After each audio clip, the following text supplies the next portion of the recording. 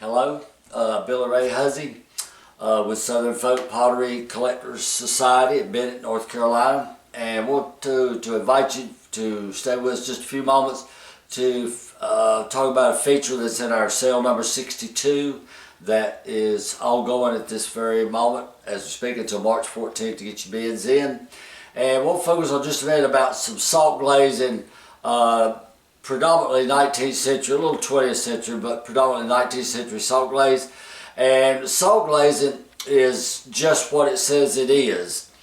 And I'm a potter, fired several salt glaze kilns, but anyway, you put your pottery in the wood-fired kiln on the floor, stacking it, chimneys at the back for a groundhog kiln, and you burn for up to maybe 10, 11, 12 hours, depends on many variables, but somewhere in that neighborhood until the raw pottery is just about translucent, where you can almost see white through it. It's turned from red to orange to white, and it's very, very hot. We're talking about 22, 2300 degrees, maybe a little more. And at that point, when you start to see your pottery turn white, it's getting almost wet-like, and it's ready to absorb the salt. And you put just a little salt in through the holes on the top of the kiln. Maybe someday we can film a kiln burning and let you see that one day maybe. But at any rate, you throw your salt in, and if you hear it sizzle, like it's almost like bacon frying in a pan, then you know the clay is ready to absorb that salt. And you throw the salt in through the portholes on the kiln that it goes in. You go and chuck wood in the firebox, and the fire heats it up, and you become some of the variables of fly ash, which we're going to talk about in just a minute. All right, as you look at these, you'll see one predominant thing. They have an orange peel texture to them, some more intense than others. That's the firing ranges. And we've got some North Carolina pieces down here, different makers, different time periods from 1830s up to early 1900s. We got some Virginia pieces, a couple pieces here, Virginia. This is a real unusual piece with cobalt on it. W.B. Kenner, Strasburg, Virginia. Got cobalt at the end of the handles. And cobalt, this is a Ben Owen from Jugtail Pottery, probably 1920s, that was decorated. We got Remy from Philadelphia. This is Henrico County, another Strasburg piece there. This is a very early piece of a red wire maker in North Carolina. This could be as early as 1800, which is very early for our salt glaze. This is like a red wire shape, red wire handle, tool neck, like very dramatic. But it's salt glazed, poorly salt glazed, so they probably didn't know what to do, how to fire it. The kiln was not ready to burn good, so that's a very important piece. The foxes from Randolph County that have a very intense, heavy orange peel texture. Some more local Moore County pieces.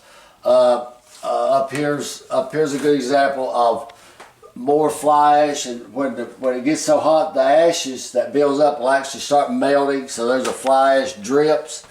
Fly ash drips here. This is the Websters who came from Connecticut that worked in Hartford. This is their file. This is Chester Webster shape, and this is a very good piece here. They did some decorating, and this is a fish.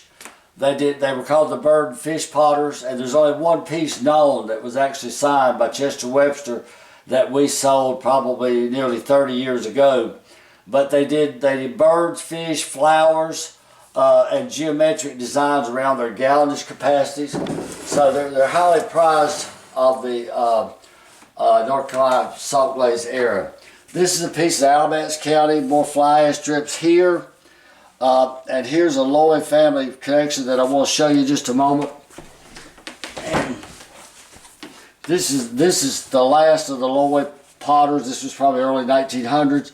This could be Saw Malloy, a flask that matches some that are known in red ware.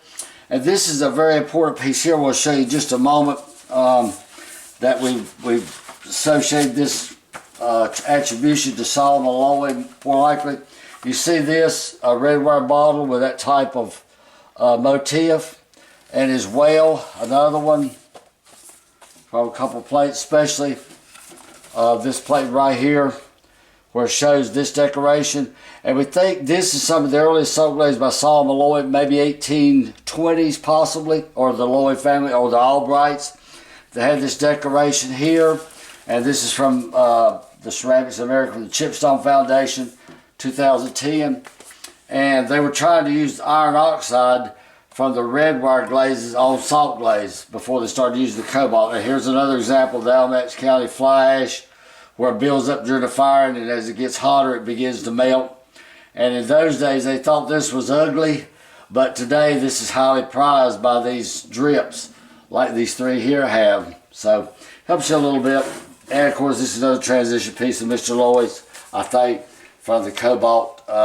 Poorly fired, but at least it's cobalt on there. So it was fast. I hope you listen fast because I fed it to you fast. Okay. So anyway, come see us. And like I said, this is our catalog 62, some examples of salt glaze. Thank you for your time, and bye now.